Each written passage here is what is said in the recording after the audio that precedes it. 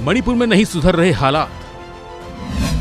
हिंसा प्रभावित मणिपुर में तनाव जारी। स्कूल कॉलेज अनिश्चितकालीन के लिए बंद।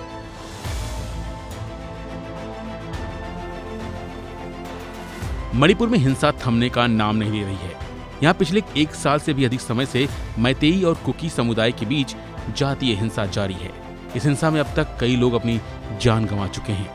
पिछले दिनों भड़की हिंसा के बाद अब सरकार ने बड़ा फैसला लिया है। मणिपुर सरकार के अनुसार कर्फ्यू वाले इलाकों में 27 नवंबर से सभी स्कूलों और कॉलेजों को अनिश्चितकालीन के लिए बंद रखा जाएगा।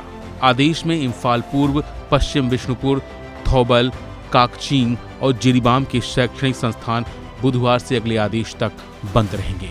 वहीं दूसरी तरफ मणिपुर सरकार ने उग्रवादियों को पकड़ने के लिए बड़े स्तर पर ऑपरेशन लॉन्च किया है।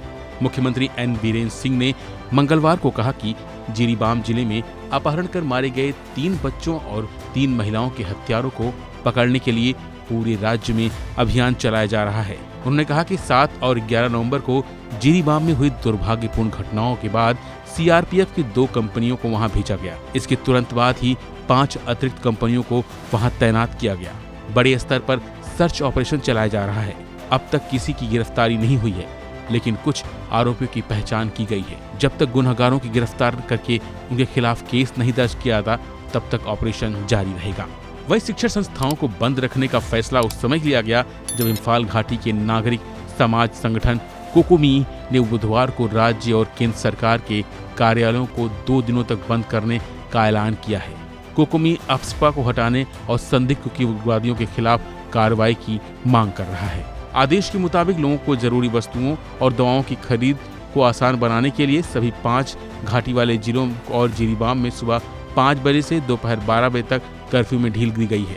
हालांकि आदेश में कहा गया है कि छूट की अवधि के दौरान सक्षम अधिकारी से पूर्व मंजूरी प्राप्त किए बिना धरना, रैलियों और सभाओं की अनुमति नहीं होगी।